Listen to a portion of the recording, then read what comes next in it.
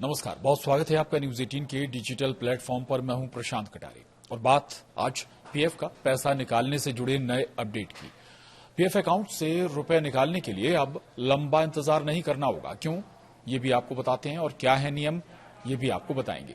दरअसल अब नौकरी नहीं रहने पर अगले दिन ही अपने पीएफ अकाउंट से 75% राशि निकाली जा सकती है। रुपए निकालने के लिए पहले की तरह 2 महीने तक इंतजार नहीं करना होगा। इसके अलावा 12 महीने तक बेरोजगार रहने पर आप पीएफ अकाउंट से 100% रकम या राशि निकाल पाएंगे।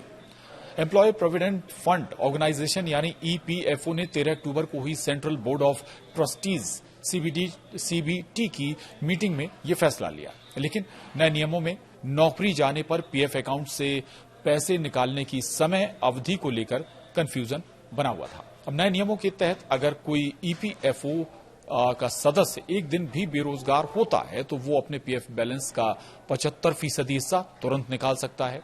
इससे पहले ईपीएफओ की मीटिंग में लिए गए बड़े फैसलों में कुछ और जो बड़े फैसले हैं वो आपको बताते हैं। उनमें पहला है, अब नए नियम के तहत 100% निकासी संभव है। जी हाँ, ईपीएफओ ने पुराने 13 कठिन नियमों को खत्म कर अब केवल 3 कैटेगरी में पार्शियल विड्रॉल के नियम बनाए हैं, जिसमें आवश्यक जरूरतें, बीमारी, शिक्षा, शादी, हाउसिंग जरूरतें, मकान से जुड़े खर्चे और विशेष परिस्थितियां शामिल हैं। अब सदस्य अपने पीएफ खाते में मौजूद पूरी राशि कर्मचारी और नियोक्ता दोनों हिस्सों को निकाल सकेंगे।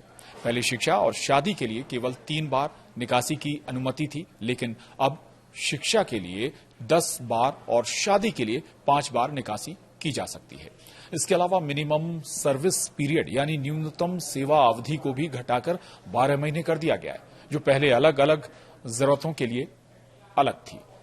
वहीं दूसरा जो एक बड़ा नियम है, अब रुपया निकालने के लिए कारण नहीं बताना होगा आपको। पहले विशेष परिस्थितियों में जैसे प्राकृतिक आपदा, बेरोजगारी या महामारी में निकासी के लिए कारण बताना पड़ता था, जिसके चलते कई बार क्लेम खारिज हो जाते थे। अब इस झंझट से छुटकारा मिल गया है।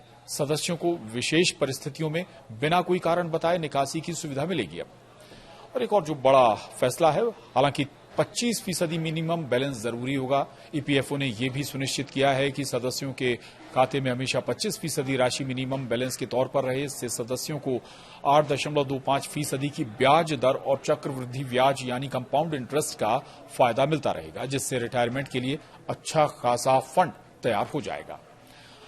वहीं जो एक और बड़ा फैसला है, वो ऑटो सेटलमेंट प्रोसेस आसान हो गई। यानी नए नियमों के तहत कोई दस्तावेज जमा करने की जरूरत नहीं होगी।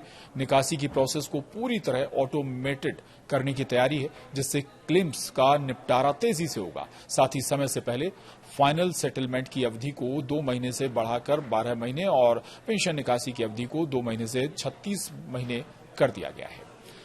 एक और बड़ा जो फैसला है वो है ईपीएफओ 3.0 यानी डिजिटल रेवोल्यूशन से सुविधाएं और आसान होंगी। अब तो ईपीएफओ ने अपनी सर्विसेज को और आधुनिक बनाने के लिए ईपीएफओ 3.0 डिजिटल ट्रांसफॉर्मेशन फ्रेमवर्क को मंजूरी दी है। इसमें cloud based technology, mobile app और ऑटोमेटिक क्लेम सेटलमेंट जैसी सुविधाएं शामिल होंगी। इससे 30 करोड़ से ज्यादा सदस्यों को तेज, पारदर्शी और आसान सेवाएं मिलेंगी। जो एक और बड़ा फैसला, फंड मैनेजमेंट में सुधार किया जाएगा। जी हाँ, बोर्ड ने ईपीएफओ के डेट पोर्टफोलियो के लिए 4 फंड मैनेजर्स को 5 साल के लिए चुना है। ये कदम निवेश को सुरक्षित और विविध यानी डाइवर्स बनाकर सदस्यों के पीएफ फंड पर बेहतर रिटर्न सुनिश्चित करेगा। तो ये वो तमाम बड़े फैसले हैं जो ईपीएफओ अकाउंट को लेकर हुए हैं। यानी कि अब आपको पैसा निकासी का भी बहुत ज्यादा मशक्कत नहीं करनी पड़ेगी। इजी, अगर आप बेरोजगार होते हैं तो फिर आप तुरंत ही 75% पैसा अपना पीएफ अकाउंट का निकाल सकते हैं। और ये सारी कोशिशें हो रही हैं जो कर्मचारी हैं उनकी बेहतरी के लिए। नमस्कार।